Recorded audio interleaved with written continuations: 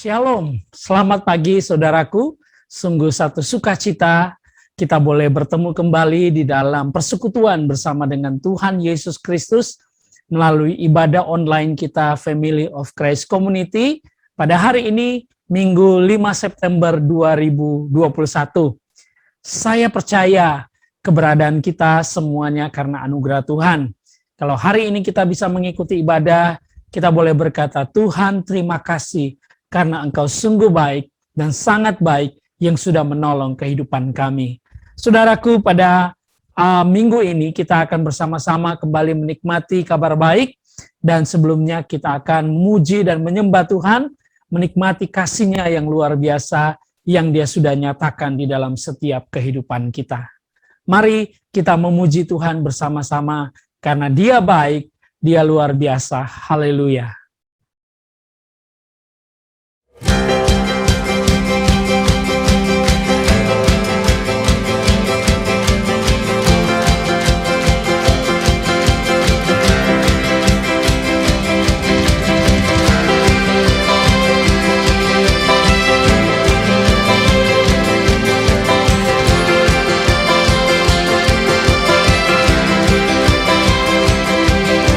Tak terbayang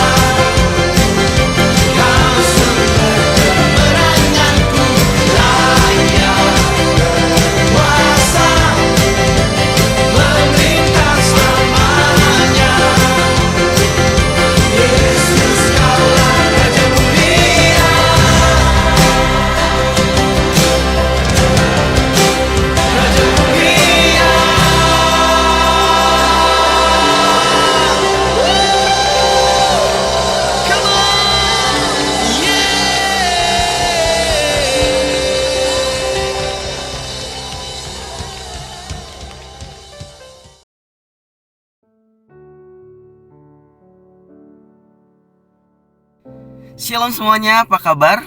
Saya yakin kita semua dalam keadaan baik dan dalam keadaan sehat. Karena Tuhan Yesus sudah memberkati kita berlimpah-limpah, yaitu berkat kesehatan, berkat sukacita, dan berkat-berkat lainnya yang sudah Tuhan limpahkan dalam kehidupan kita semua. Haleluya. Dalam kondisi seperti ini kita harus katakan Tuhan Yesus baik. Tuhan Yesus baik dalam hidup kita. Dia yang ada di dalam hidup kita, yang selalu menguatkan kita, selalu memampukan kita. Haleluya. Dan saya mau bersaksi, dalam kondisi seperti ini, dalam pandemi seperti ini, saya merasa bersyukur Tuhan menempatkan saya di tempat yang baik, ditempatkan di pekerjaan yang baik, yang dimana teman-teman saya di luar sana banyak yang terdampak, banyak yang di PHK, banyak yang menerima gaji setengah. Tapi saya bersyukur, saya masih bekerja dengan baik, saya masih mendapatkan income yang normal. Itu semua saya yakin berkat dari Tuhan. Dan saya juga memiliki bos yang baik. Haleluya. Dan sepanjang bulan ini saya juga sudah selesai renovasi rumah, dan saya yakin juga itu semua berkat dari Tuhan. Tuhan yang menyediakan semuanya. Tuhan memberkati saya berlimpah-limpah. Tuhan memberkati saya melalui orang-orang tercinta, orang-orang terdekat saya, yaitu mertua saya yang sudah memberikan saya rumah, orang tua saya yang selalu support saya, mama saya, kakak ipar saya, tante-tante saya, adik saya dan kakak saya dan om-om saya, itu selalu memberikan kontribusi yang baik.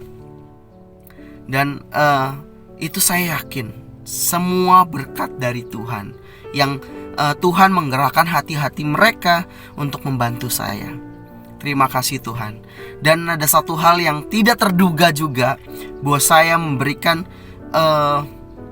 hadiah yang luar biasa buat saya, yaitu TV, kulkas, dan AC, yang dimana saya tidak memiliki itu. Memiliki TV yang sudah rusak, tapi Tuhan memberkati berlimpah-limpah. TV saya yang rusak, tapi Tuhan gantikan 3 TV, AC, dan kulkas. Wow, luar biasa. Berkat Tuhan selalu luar biasa dalam hidup saya. Haleluya. Kita tetap percaya sama Tuhan. Percaya saja, dan kita bersuka cita. Tepat pada waktunya Tuhan akan memberkati kita berlimpah-limpah yang tidak terduga. Haleluya. Dan berkat Tuhan, berbicara berkat Tuhan bukan hanya sekedar materi, tapi berkat Tuhan yaitu berkat sukacita. Kita harus bersyukur. Tuhan sudah memberikan kita sukacita, kesehatan, damai sejahtera. Itu adalah berkat dari Tuhan. Kita harus mengucap syukur bahwa Tuhan kita baik. Dan ingat, kita harus tetap percaya. Inilah kesaksian saya. Semoga memberkati kita semua. Haleluya. Amin.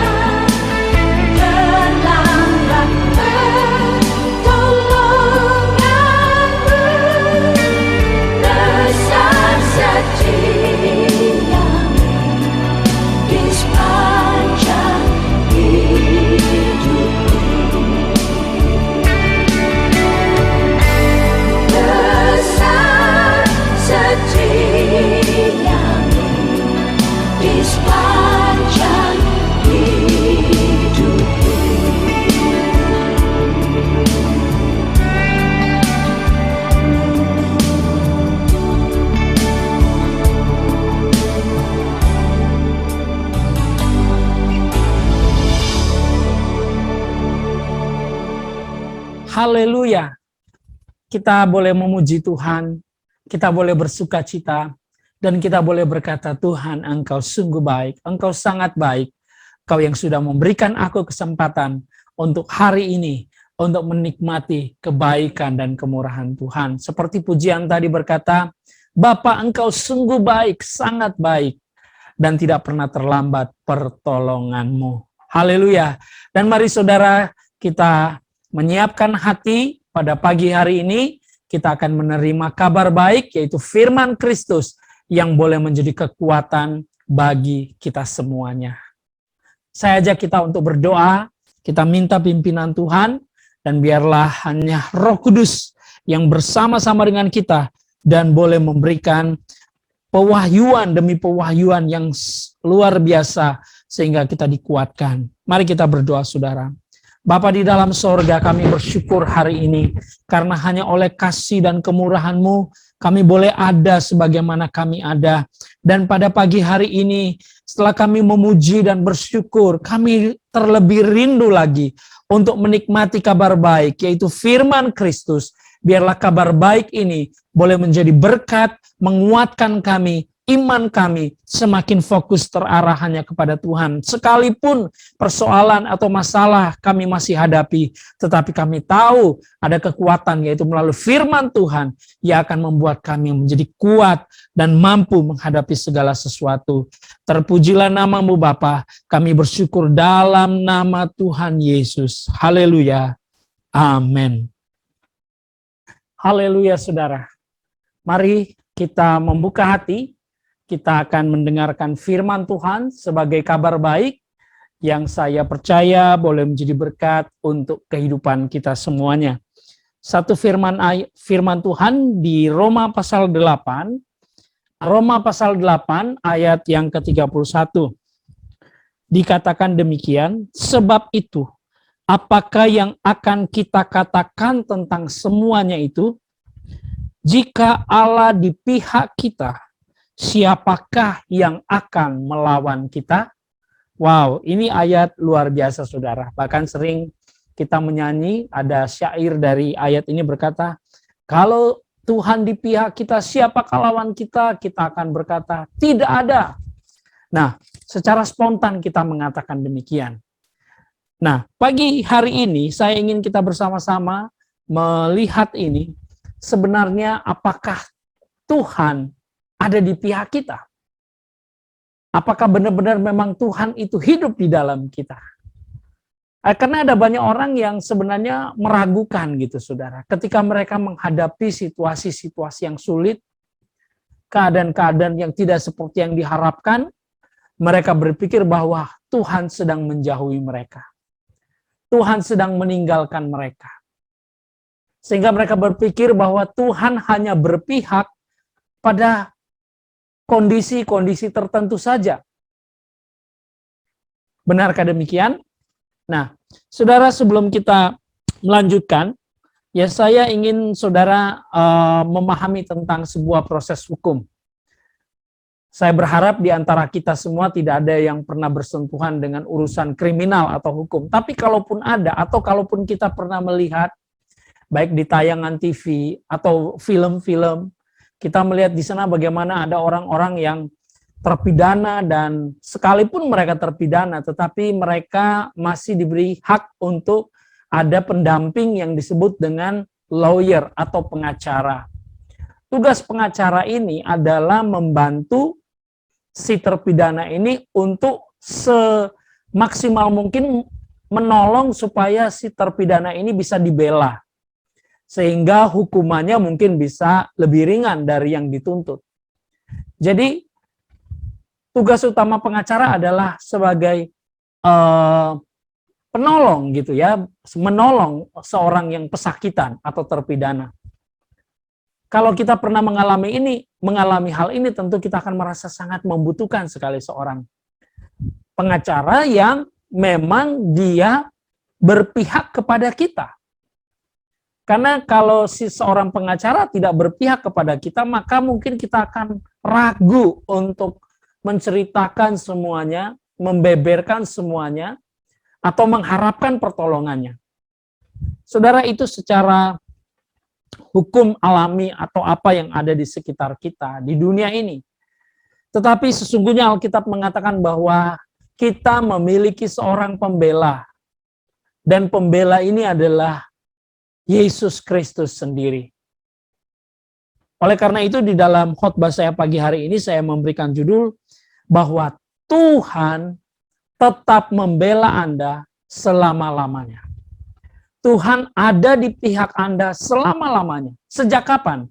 Sejak saudara dan saya mempercayai Yesus Kristus adalah Tuhan, maka sesungguhnya Dialah menjadi pembela kita. Oleh karena itu Paulus berkata, sekali lagi saya baca, dikatakan, sebab itu apakah yang akan kita katakan tentang semuanya itu?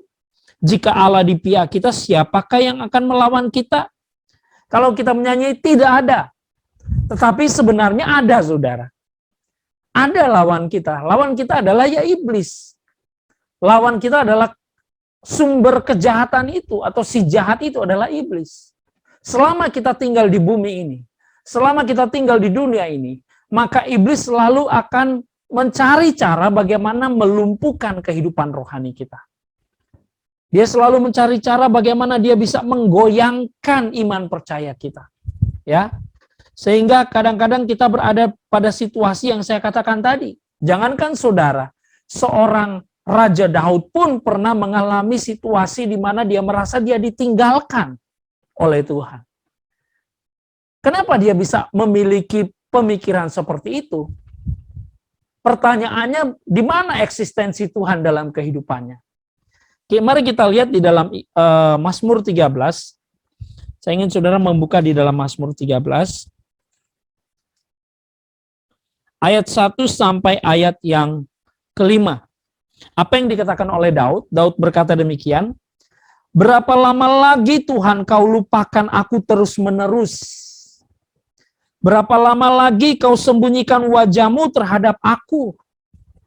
Berapa lama lagi aku harus menaruh kekhawatiran dalam diriku dan bersedih hati sepanjang hari? Berapa lama lagi musuhku meninggikan aku, meninggikan diri atasku? Ini adalah perkataan-perkataan seorang Raja Daud atau seorang Daud yang notabene adalah anak Tuhan, saudara. Tetapi dia pun pernah merasakan bagaimana seakan-akan Tuhan tidak berpihak di dalam kehidupannya. Apakah saudara pernah merasakannya juga? Nah, kalau kita melihat ayat ini, kita akan menemukan bahwa Daud ketika dalam masa yang sulit itu, Tuhan ternyata tidak pernah meninggalkan dia. Pada saat Daud menyadari ada hal yang harus dia lakukan, bertolak belakang dengan perkataan-perkataannya itu, yaitu kita temukan di ayat yang keempat. Dan yang kelima, kita baca terus, pandanglah kiranya, jawablah aku ya Tuhan Allahku. Dia berkata, Tuhan lihatlah dia, pandanglah aku, buatlah mataku bercahaya, supaya jangan aku tertidur dan mati. Saudara kasih dalam Tuhan, saya menemukan di sini, untuk kita melihat bahwa keberpihakan Tuhan senantiasa kita alami, senantiasa kita rasakan dalam hidup kita, adalah kita membuka mata kita, bukan melihat kepada masalah, tetapi kita melihat kepada Tuhan. Seperti Daud berkata, bukalah mataku, ya, bukalah mataku, buatlah mataku bercahaya. Ini berbicara tentang Yesus adalah terang, Yesus adalah jawaban di dalam setiap persoalan kita. Supaya musuhku jangan berkata aku telah mengalahkan dia dan lawan-lawanku bersorak-sorai apabila aku goyah. Nah, Daud tahu bahwa solusinya sebenarnya hanya kembali lagi kepada Tuhan.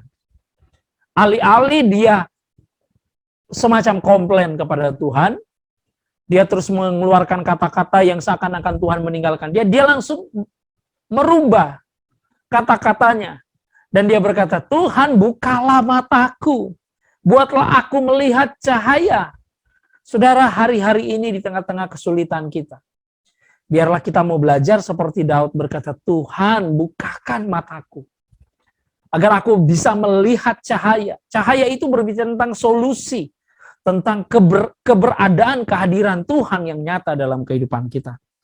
Dan ayat yang ke-6 di sini saya sangat diberkati sekali, saudara, dikatakan, tetapi aku, ketika Daud sempat ada di dalam keraguan, mungkin Daud sempat melihat Tuhan tidak berbuat sesuatu bagi kehidupannya. Tuhan tidak melakukan sesuatu apa yang diharapkan pada masa-masa yang genting itu. Sampai pada satu saat dia berkata, Tuhan bukalah, buatlah mataku bercahaya. Dan ayat yang ke-6, dia katakan, tetapi aku. Ini penting saudara. Masalah berkata demikian dalam hidup saudara hari-hari ini. Masalah begitu banyak, A, B, C, D, dan mungkin tidak terhitung. Belum masalah di rumah, belum masalah di kantor, belum masalah mungkin di pelayanan, belum banyak hal.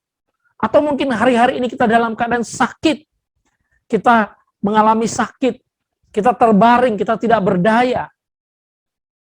Atau mungkin ada yang sedang ketakutan karena mengalami COVID, saudara. Saya 2 bulan yang lalu bersama istri saya sempat mengalami keadaan yang sangat sulit. Bahkan boleh dikatakan nyawa yang seperti di ujung tanduk. Ketika COVID menerpa saya pribadi, saya mengalami satu gejala yang sangat luar biasa. Tetapi saya diberkati ketika membaca ayat ini berkata, tetapi aku, kepada kasih setiamu aku percaya. Saya membaca ini dan saya katakan, tetapi sekalipun ada segala macam intimidasi, kesulitan, sakit penyakit, persoalan, badai dan semuanya, tetapi aku. Tetapinya buat apa? Tetapi aku percaya kepada kasih setiamu. Dikatakan, tetapi aku kepada kasih setiamu aku percaya. Ini penting saudara. Di dalam masa-masa yang penuh dengan kesulitan ini, saudara dan saya mau diajar oleh firman untuk berkata seperti Daud. Tetapi aku kepada kasih setiamu atau kepada kasih karunia Tuhan. Apa itu kasih karunia Tuhan? Kasih karunia Tuhan adalah pemberian Tuhan secara cuma-cuma, bukan karena melihat apa yang saudara dan saya lakukan. Tidak. Tetapi pemberian secara cuma-cuma yang seharusnya mungkin saudara dan saya tidak layak untuk menerima. Tetapi karena kasih setianya, karena kasih karunianya, dia berikan di dalam kehidupan kita. Dan di sini dikatakan, tetapi kepada kasih setiamu aku percaya. Hari-hari ini, ketika kita mulai ragu apakah Tuhan berpihak dalam kehidupan kita atau tidak. Saya mau katakan dalam firman Tuhan ini, mari kita berkata, kepada kasih setiamu, kepada kasih karuniamu, aku mau percaya. Amin saudara. Dan dikatakan, hatiku bersorak-sorak karena penyelamatanmu. Aku mau menyanyi untuk Tuhan karena ia telah berbuat baik kepadaku. Saudara, mungkin saudara belum melihat kebaikan yang spektakuler dari Tuhan. Tetapi perkataan iman saudara itu adalah sesuatu yang luar biasa. Yang membuat saudara bisa melihat cahaya dari Tuhan jauh lebih terang, jauh lebih baik daripada keadaan yang mungkin sedang kita alami. Kembali kepada tema atau kepada firman yang saya sedang bawakan ini, yaitu menegaskan kepada kita bahwa tahukah saudara bahwa Tuhan senantiasa berpihak kepada kita. Kenapa Tuhan berpihak kepada kita? Mungkin itu sebuah pertanyaan, apa jasa saya?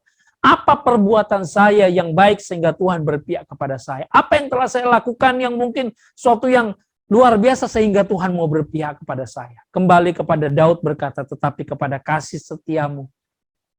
Kembali lagi karena kasih setia Tuhan. Di dalam satu firman, Paulus berkata, melalui firman Tuhan berkata bahwa Tuhan itu setia. Dan dia tidak dapat menyangkal dirinya adalah Allah yang setia. Dia setia dalam hidup saudara. Dia setia berpihak kepada saudara. Pertanyaannya, kenapa dia berpihak kepada saudara? Saya mau beritahu, karena saudara sudah menerima dia sebagai Tuhan dan Juru Selamat secara pribadi. Ketika Anda menerima Yesus sebagai Tuhan, saudara percaya kepada dia sebagai Juru Selamat yang sudah mati di kayu salib, maka saudara dan saya ada di dalam Tuhan. Dan Tuhan tidak akan pernah meninggalkan kita. Haleluya. Nah saudara, kalau Tuhan tidak meninggalkan kita, karena memang dia adalah Tuhan yang memang tetap mau setia. Saya ingin bacakan lagi satu ayat di dalam Yesaya 9 ayat 5. Kalau kita bisa melihat di sini bagaimana peran dari Sang Juru Selamat untuk kita semua, dikatakan, sebab seorang anak telah lahir untuk kita, seorang putra telah diberikan untuk kita, lambang pemerintahan ada di atas bahunya, dan namanya disebutkan orang penasehat ajaib, Allah yang perkasa, Bapa yang kekal, Raja damai. Penasehat ajaib, counselor, wonderful. Kalau mungkin kita artikan secara harafiah, penasihat atau pembela bagi kita, saudara. Seringkali kita tidak mau dinasihati. Padahal sebenarnya nasihat itu mengandung bahwa kata-kata itu sedang membela saudara. Iblis berusaha untuk merusak pola pikir dari generasi muda anak-anak kita. Mungkin termasuk kita sendiri. Kadang-kadang ada orang menasihati kita, kita menganggap, dia mengkritik saya. Nah saudara, nasihat belum tentu mengkritik. Dan yang namanya nasihat yang baik, itu adalah sesuatu yang membantu dan membela kita. Apalagi ini, dia adalah penasehat ajaib. Seperti seorang pembela yang tidak akan pernah jemu untuk selalu bersama-sama dengan saudara. Nah, saudara kasih dalam Tuhan, ketika saya membaca ini dan merenungkan ini, betul, memang Yesus adalah pembela. Bahkan di dalam surat Ibrani dikatakan dia adalah pengantara bagi kita. Dia adalah imam besar bagi kita. Dan imam besar itu dia melakukan untuk kita selama-lamanya. Satu kali dia mengorbankan dirinya untuk kita. Dan kita menerima benefit, menerima berkat, menerima keselamatan, menerima pertolongan, menerima kelepasan. Oleh karena Sang Juru Selamat, yaitu Yesus Kristus. Dia sungguh adalah pembela bagi kita. Saudara kasih dalam Tuhan, mari kita kembali melihat di dalam Roma pasal 8. Roma pasal 8 yang kita baca tadi, tentu saya mencoba untuk menerangkan ini secara ringkas. Kalau saudara membaca Roma pasal 8 ini, kita harus membacanya dari ayat 1 sampai ayat yang terakhir. Ya, ayat 39. Ini luar biasa. Tentu kita tidak ada waktu ya untuk membaca satu persatu ayat ini, terlalu panjang dan waktu yang terbatas, tetapi saya ingin memberikan beberapa poin kepada saudara, memberikan beberapa peneguhan kepada saudara bahwa Tuhan ada di pihak saudara. Tuhan tidak sedang memusuhi saudara. Tuhan tidak sedang berlawanan dengan saudara. Kenapa? Karena Dia sudah mengasihi saudara. Dia sudah mengangkat saudara sebagai anak-anaknya. Tatkala saudara sudah mempercayai dan menerima Dia sebagai Tuhan dan Juru Selamat. Sehingga kita mesti mengerti bahwa saat ini posisinya Tuhan tidak pernah lagi memusuhi saudara. Tuhan justru mau tinggal dalam hidup saudara. Tuhan justru mau melakukan banyak hal yang luar biasa dalam hidup saudara. Tahukah saudara? Dan mari kita mau belajar bersama-sama. Secara ringkas saya mau bagikan mulai dari Roma 8 ayat 1 sampai ayat 39 ini. Ada beberapa poin yang saya dapatkan. Yang pertama, mulai dari ayat yang pertama yaitu di dalam Roma 8 ayat 1 berkata, demikianlah sekarang tidak ada penghukuman bagi mereka yang ada di dalam Kristus Yesus. Yang pertama saudara, setiap kita yang ada di dalam Yesus Kristus, saya mau pastikan apakah Anda sudah percaya Yesus?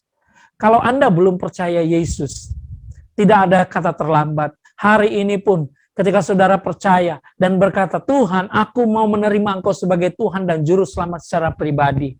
Aku mau meninggalkan kehidupanku yang lama. Aku orang berdosa. Tapi aku mau mempercayai bahwa Engkau adalah Juru Selamat. Engkau adalah Tuhan di dalam kehidupanku. Maka pada saat itu juga saudara sudah ada di dalam Yesus Kristus. Dan pada saat saudara sudah ada di dalam Yesus Kristus, Alkitab berkata di dalam Roma 8 ayat 1, demikianlah sekarang tidak ada penghukuman bagi mereka yang ada di dalam Kristus Yesus. There is no condemnation. Dalam bahasa Inggris dikatakan tidak ada penghukuman. No condemnation. Bagi siapa? Bagi saudara, bagi saya yang sudah ada di dalam Kristus, yang sudah mempercayai Kristus. Ini penting, karena banyak orang Kristen yang sudah berpuluh-puluh tahun menjadi pengikut Yesus, tetapi masih merasa bahwa ketika terjadi suatu kejadian dalam hidupnya, katakanlah kecelakaan, katakanlah sakit penyakit, katakanlah hal-hal yang buruk, dan dia berpikir, oh ini penghukuman Tuhan. Oh ini Tuhan sedang marah, Tuhan sedang jauh. Konsep ini bukan konsep perjanjian baru. Ini adalah konsep perjanjian lama. Memang cara Tuhan bekerja di perjanjian baru sebelum kebangkitan Kristus dengan cara Tuhan bekerja setelah kebangkitan Kristus itu berbeda. Kalau sebelum kematian dan kebangkitan Kristus, sebelum peristiwa salib, segala sesuatu Tuhan mau bekerja tergantung kondisi perbuatan manusia. Tapi sebaliknya, setelah kematian dan kebangkitan Kristus, kita berada di dalam era kasih karunia, di mana semua penghukuman, semua penghakiman sudah ditimpakan di atas kayu salib, yaitu kepada Yesus Kristus sendiri. Dan oleh karena itu, kita yang ada di dalam Kristus tidak ada lagi di bawah penghukuman. Tuhan tidak sedang lagi menghukum secara vertikal kepada setiap Anda yang mungkin mengalami kesulitan, yang mungkin mengalami bencana. Itu bukan penghukuman lagi dari Tuhan. Sekarang, jadi penghukuman dari siapa dong? Harus diingat bahwa memang dunia ini sudah rusak oleh karena dosa. Dunia ini memang sudah tidak lebih baik, saudara. Ya, banyak hal, banyak kejahatan terjadi. Ya, bumi ini sudah rusak. Banyak bencana terjadi, itu bukan karena Tuhan, tetapi karena penyebab dari perilaku dan cara manusia itu sendiri. Jadi kembali lagi kepada poin yang pertama ini, mohon maaf, bahwa di dalam Kristus tidak ada penghukuman. Terlebih saudara yang sudah percaya Yesus. Ini saudara mesti tanam. Ternyata Tuhan tidak menghukum saya lagi. Makanya saya katakan di dalam judul khotbah saya, bahwa inilah Tuhan berpihak kepada saudara dan saya. Haleluya. Selanjutnya ayat yang kedua berkata, Roh yang memberi hidup telah memerdekakan kamu dalam Kristus dan hukum dosa dan hukum maut. Roh yang memberi hidup.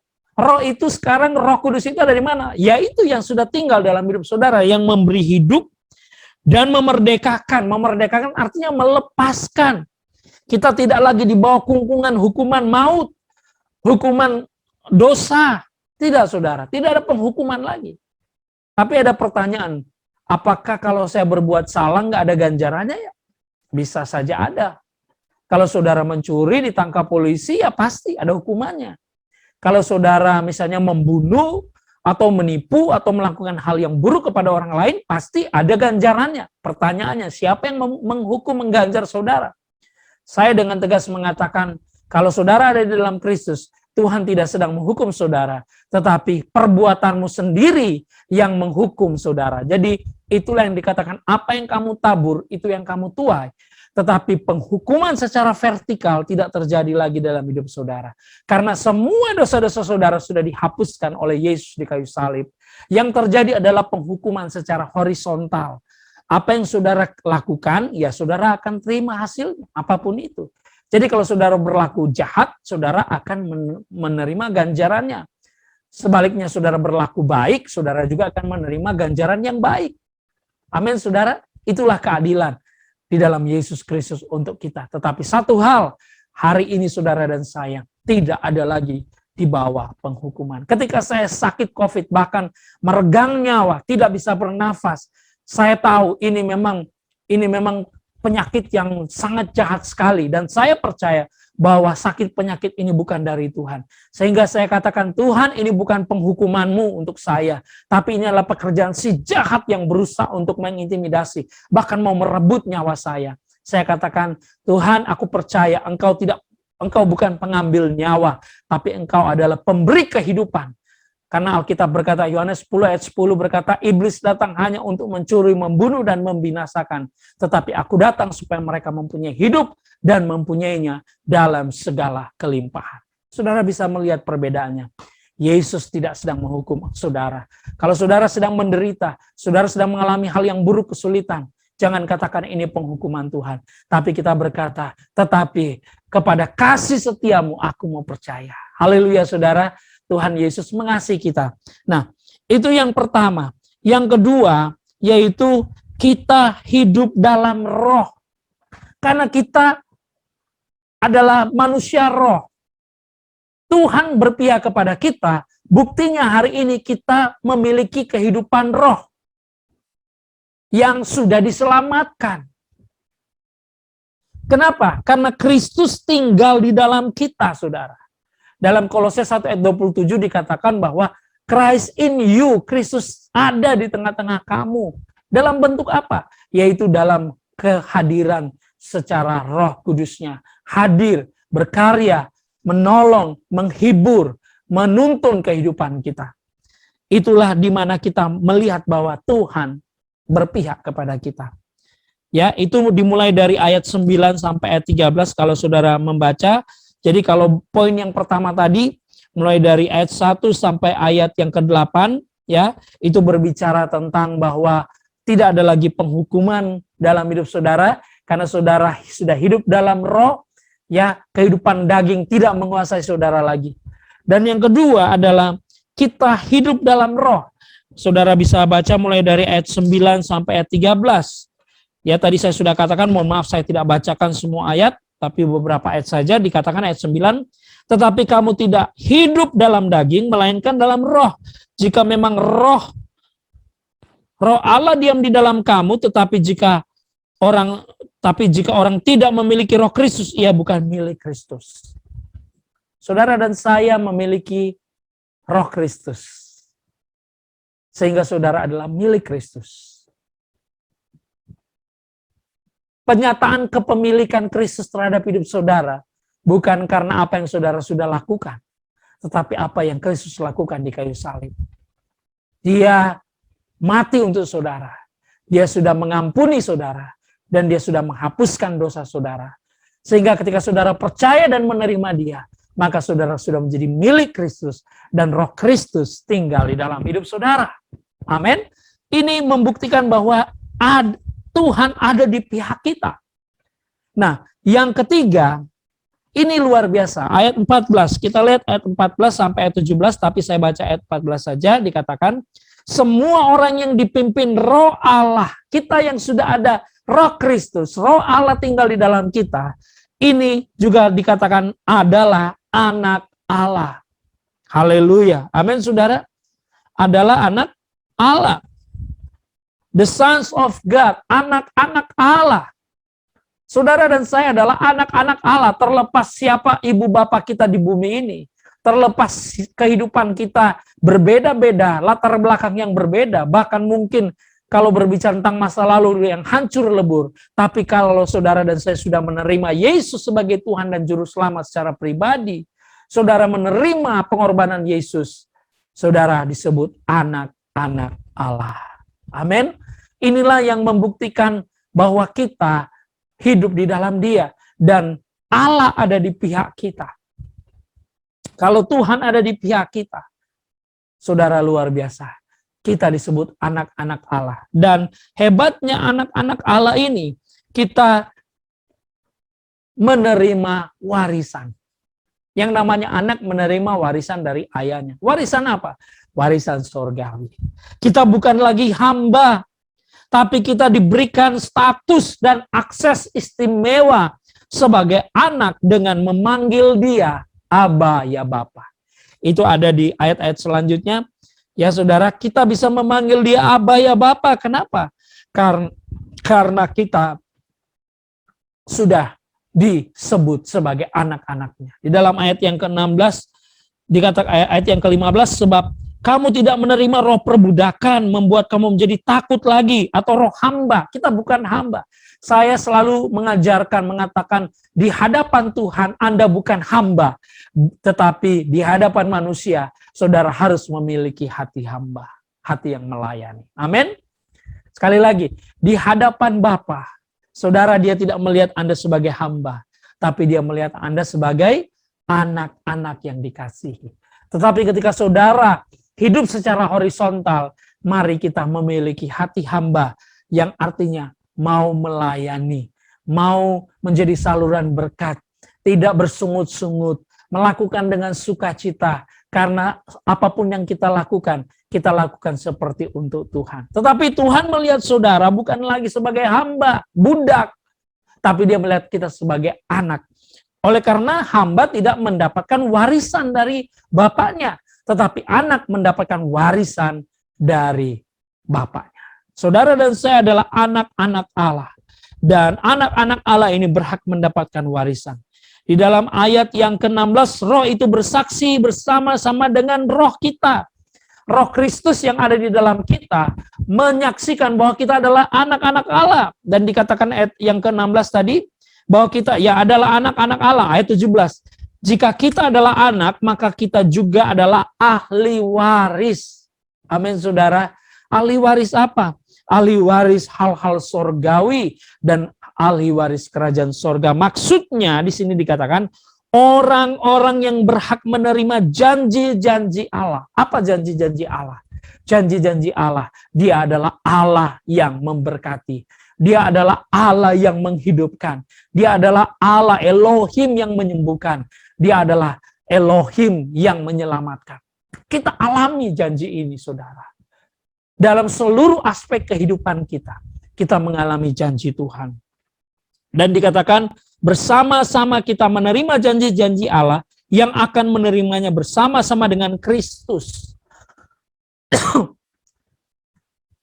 Kita menerima bersama dengan Kristus. Artinya karena Kristus sudah ada di dalam kita. Amin. Ini yang ketiga, kita adalah anak-anak Allah, di mana kita tidak lagi dipandang sebagai hamba oleh Bapa, tetapi dipandang sebagai anak, dan anak berhak menerima warisan. Dan warisan itu adalah janji-janjinya. Kalau saudara sakit, kalau saudara sedang dalam masalah, percaya dan katakan, aku adalah anak, dan aku percaya, aku menerima semua janji-janji Allah. Percaya, saudara. Melihat bahwa Anda adalah anak yang dikasih. Kalau saudara mungkin berpikir, aduh tetapi hidup saya berantakan. Saudara buka Lukas pasal 15. Saudara temukan kisah anak yang hilang di sana. Ketika anak yang bungsu ini kembali, ayahnya tidak ada satu kata pun menghakimi anaknya. Karena ayahnya begitu mengasihi anaknya. Sekali anak tetap anak. Sekali saudara sudah diampuni, saudara diampuni. Sekali saudara sudah diselamatkan, saudara tetap diselamatkan. Karena saudara sudah menjadi anak yang dikasihi oleh Bapa. Karena waktu Bapa melihat saudara, dia nggak hanya melihat saudara, tetapi dia melihat Yesus, anaknya yang dikasihi, tinggal dalam hidup saudara. Ini yang membuat saya memiliki keyakinan bahwa ketika saya dalam keadaan sakit, saya tahu Yesus ada dalam saya. Bapa melihat saya dan dia melihat Yesus juga ada dalam saya. Dan Yesus sebagai imam besar di dalam Ibrani pasal 6 berkata bahwa dia turut merasakan semua apa yang kita rasakan. Sehingga saya percaya bahwa Tuhan tidak akan pernah meninggalkan saya, meninggalkan saudara. Dia berpihak dalam hidup kita. Yang keempat, saudara, mulai dari ayat 18 kita lihat, sebab aku yakin bahwa penderitaan zaman sekarang ini tidak dapat dibandingkan dengan kemuliaan yang akan dinyatakan kepada kita. Dan di dalam ayat yang ke-27, saya ingin saudara melihat ayat yang ke-27 dikatakan, dan Allah menyelidiki hati nurani mengetahui maksud roh itu, yaitu bahwa ia sesuai dengan kehendak Allah, berdoa untuk orang-orang kudus. Apa yang saudara dapatkan di sana? Dari ayat 18 sampai ayat 27, saya menemukan poin yang ketiga adalah kita diberikan kesanggupan melewati masa-masa yang sukar di dunia ini. Kita diberikan kesanggupan. Tuhan tidak meninggalkan Anda sendiri. Memang kita tidak bisa pungkiri, sesuatu yang buruk masih bisa terjadi. Sakit mungkin masih bisa menerpa hidup Anda. Mungkin kemalangan masih bisa datang dalam hidup Anda. Apapun masih bisa, karena kita tinggal di dunia yang rusak oleh karena dosa. Kita belum tinggal di sorga, kita dicubit sakit, kita mungkin disiram air bisa basah, kita masih bisa mengalami hal-hal yang buruk. Tetapi jangan khawatir, jangan takut, bahwa Alkitab berkata, firman Tuhan berkata, Dia bersama-sama dengan kita. Dia menolong kita. Dia akan memampukan kita melewati masa-masa yang sukar ini. Kenapa? Saudara perhatikan ayat 24. Dikatakan di sana, sebab kita diselamatkan dalam pengharapan, tetapi pengharapan yang dilihat bukan pengharapan lagi. Sebab bagaimana orang masih mengharapkan apa yang dilihatnya. Nah saudara, dari ayat 24 ini, kita diingatkan, kita memiliki pengharapan. Ada pengharapan.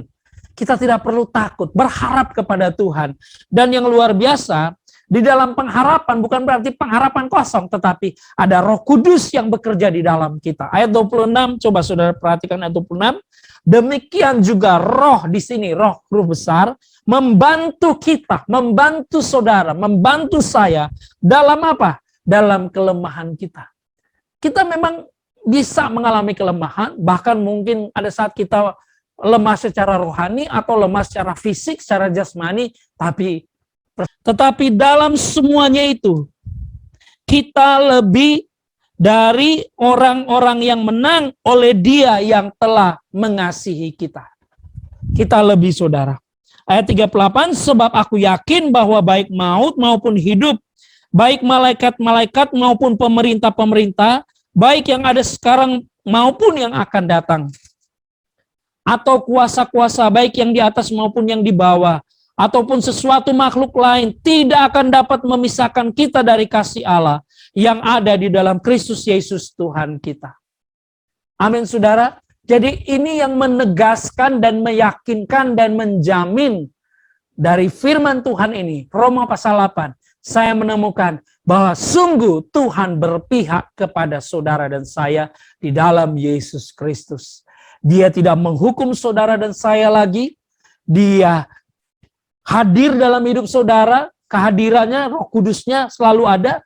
Dia menjadikan kita anak-anaknya, kita diberikan kesanggupan melewati masa-masa yang sukar, dan kita diberikan kebaikan. Dia menyediakan kebaikan bagi kita semua.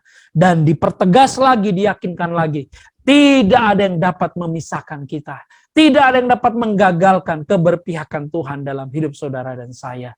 Dialah Tuhan Allah dalam Yesus Kristus yang kita kenal namanya Immanuel. Dia bersama-sama dengan kita. Dia tinggal di dalam kita. Dia bergerak di dalam kita. Saudara kasih dalam Tuhan, biarlah firman Tuhan ini boleh menjadi berkat bagi kita di hari-hari yang semakin sukar, tetapi kita selalu dikuatkan oleh firman Tuhan.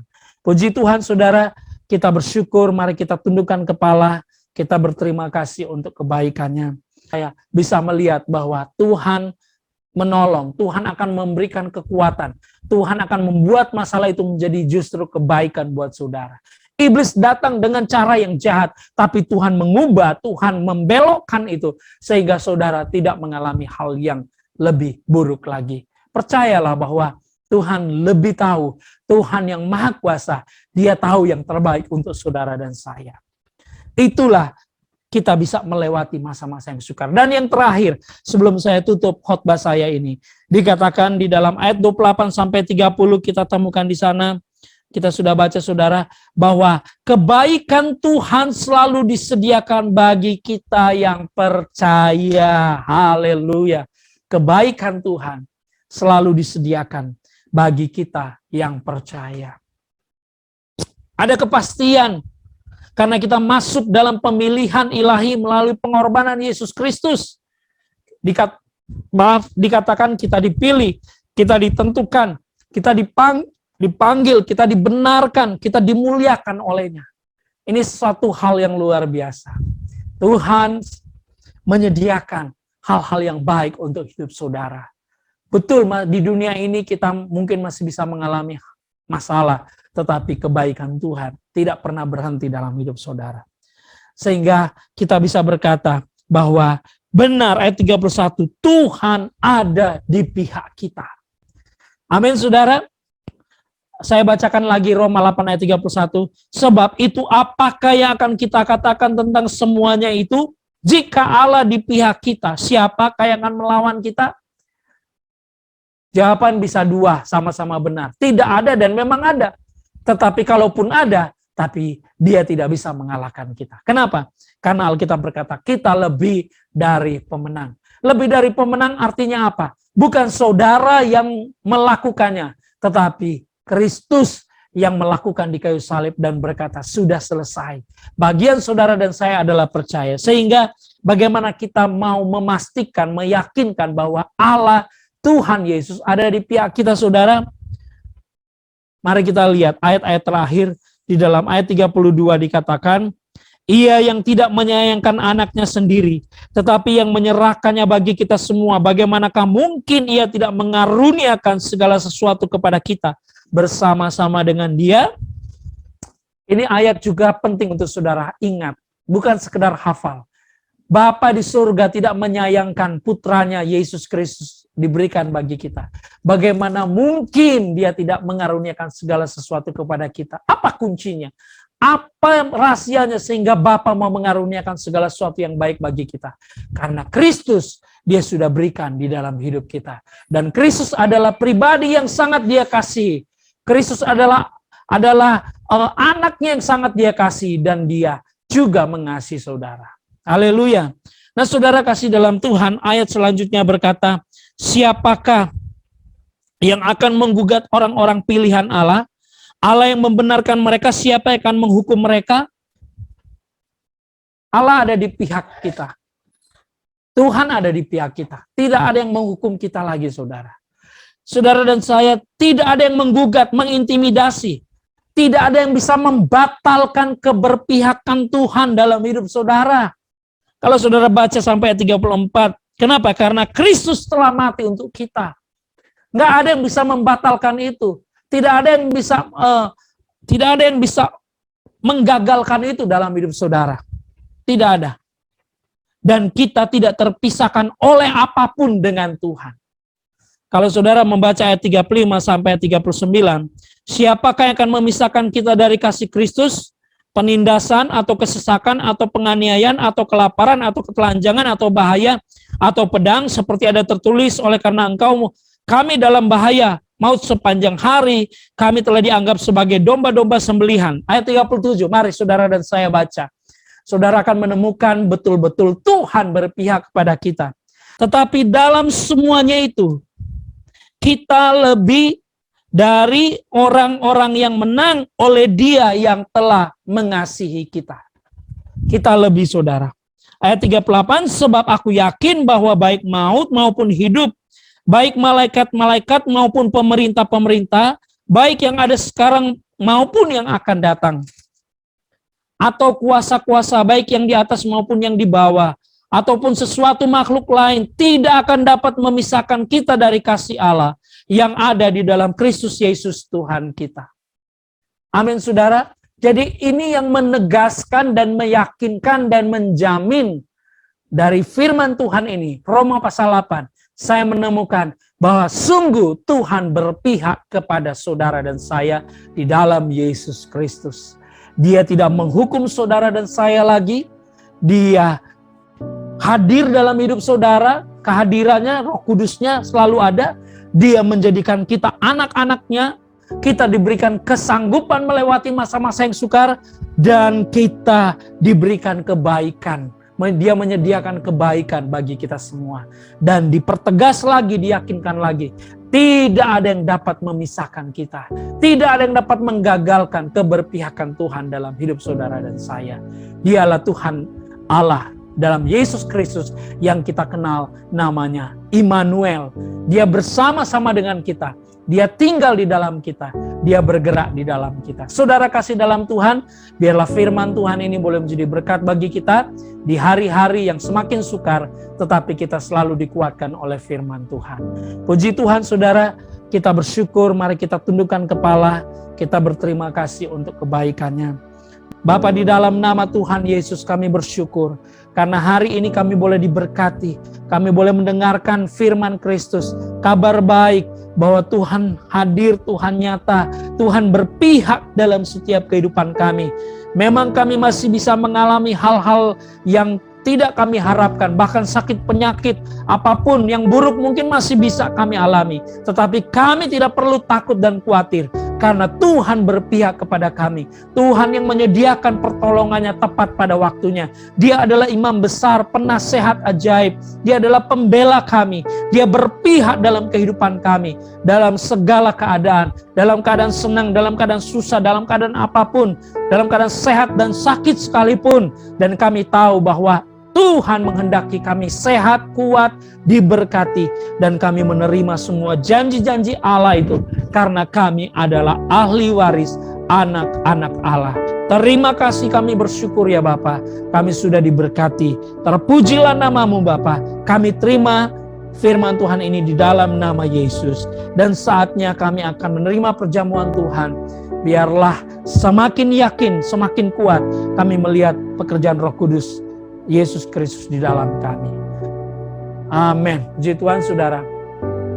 Saudaraku, mari sama-sama kita menyiapkan hati. Kita akan menerima perjamuan Tuhan. Bagi jemaat Tuhan, saudara-saudara yang ada di rumah sudah menyiapkan roti dan anggur. Mari kita mau menerima jamuan Tuhan ini. Roti dan anggur tidak sekedar rutin kita melakukan ini, menjalankan ini, tetapi kita selalu melihat ada kebaikan, ada kemurahan, ada pertolongan Tuhan yang luar biasa. Khusus mereka yang sakit, mengalami keadaan yang buruk, jasmani, mungkin terganggu kesehatannya. Percaya bahwa oleh bilur-bilur Yesus segala penyakit kita sudah disembuhkan. Saudara, saya mau katakan apa yang membuat manusia jatuh dalam dosa adalah apa yang mereka ingin dan mereka memakan buah pengetahuan baik dan jahat. Dan waktu Yesus datang, dia datang dan berkata, "Akulah roti hidup." Dialah pohon kehidupan untuk kita mengalami kebaikan Tuhan. Kalau yang pertama, manusia pertama makan dan mereka jatuh. Tetapi bersama dengan Yesus kali ini saudara makan dan menerima tubuh Yesus, saudara mengalami kehidupan. Barang siapa makan roti ini, dia benar-benar hidup. Dia sembuh, dia mengalami jamahan, dia mengalami pertolongan Tuhan. Karena ini berbicara tentang pengorbanan Yesus untuk kita. Tidak ada penghukuman di dalam Yesus Kristus. Dia datang untuk menyelamatkan, menyembuhkan, dan memulihkan kita. Mari kita bersama-sama mengucap syukur. Terima kasih Tuhan.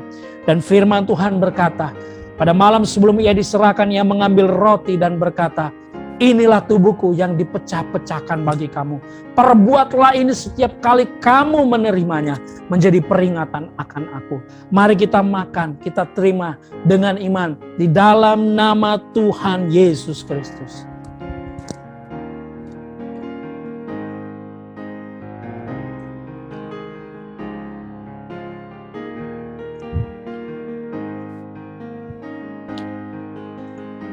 Haleluya. Terima kasih Tuhan. Dan mari kita menerima anggur yang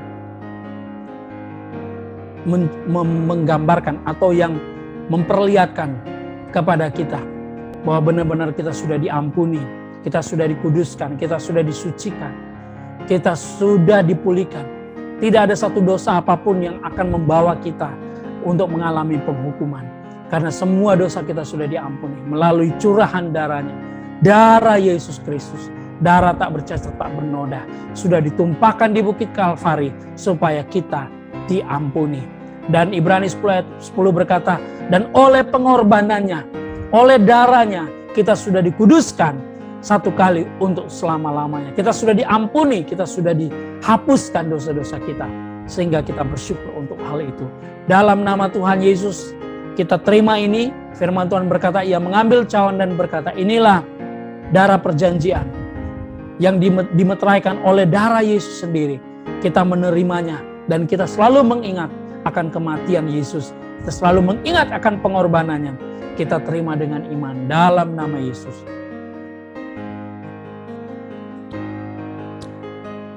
Haleluya. Puji Tuhan. Terima kasih Tuhan. Kami percaya setiap anak-anak-Mu, setiap kami semua semakin melihat bahwa Kristus hidup dalam kami. Kami kuat di dalam Tuhan. Tuhan ada di pihak kami. Siapakah lawan kami? Sekalipun ada, tapi kami percaya kami lebih dari pemenang. Bukan kami yang melakukan, tapi Kristus yang sudah melakukan. Bahkan Dia sudah lakukan itu. Dia sudah mengalahkan si jahat 2000 tahun yang lalu di Bukit Kalvari. Hari ini bagian kami adalah mempercayainya. Dan kami menerima warisan, yaitu janji-janji Allah. Keselamatan, pertolongan, kesembuhan, pemulihan, keberkatan, kekuatan, sukacita, damai sejahtera jadi bagian dalam setiap hidup kami. Dalam nama Yesus, setiap saudara yang sudah mendengarkan firman Tuhan, yang sudah menerima perjamuan Tuhan, diberkati. Haleluya. Amin. Puji Tuhan saudara, saya sangat diberkati. Saya juga percaya saudara sudah diberkati. Dan sebelum kita akhiri ibadah kita bersama-sama, saya berterima kasih untuk kesediaan waktu saudara mengikuti program kita dalam FCC Sunday Service Online. Saya berharap saudara selalu merasakan pertolongan Tuhan, diberkati. Saudara kasih dalam Tuhan, di layar gadget Anda atau di TV Anda ada akun rekening bank saudara yang sudah diberkati, saudara yang tergerak memberkati pekerjaan Tuhan. Melalui Family of Christ Community, saudara bisa menyalurkan berkat di rekening bank yang tertera. Dan kami percaya setiap pemberian saudara, khususnya juga jemaat yang memberikan persembahan grace giving, perpuluhan, ucapan syukur, persembahan hari ini, semua yang saudara lakukan, saya percaya sudah diberkati Tuhan. Terima kasih dan sampai kita berjumpa pada minggu yang akan datang. Dan saudara doakan kalau Tuhan berkenan dan waktunya keadaannya semakin lebih baik, nanti saya akan umumkan lagi, kemungkinan minggu depan kita akan beribadah secara online. Jadi onsite maksudnya, beribadah secara onsite. Jadi bagi saudara-saudara yang mau bergabung, nanti kami akan informasikan. Kita bersama-sama dengan pelayan-pelayan yang ada, kita boleh berkumpul. Memang mungkin masih dibatasi jumlahnya, tapi paling tidak kita boleh berinteraksi dengan beberapa saudara-saudara yang mau hadir di ibadah kita di tempat yang biasanya di Rumah Makan Pekalipan lantai 3. Terima kasih untuk semua perhatian saudara dimanapun Anda berada. Dan sampai jumpa pada minggu yang akan datang. Tuhan Yesus memberkati. Haleluya. Amin.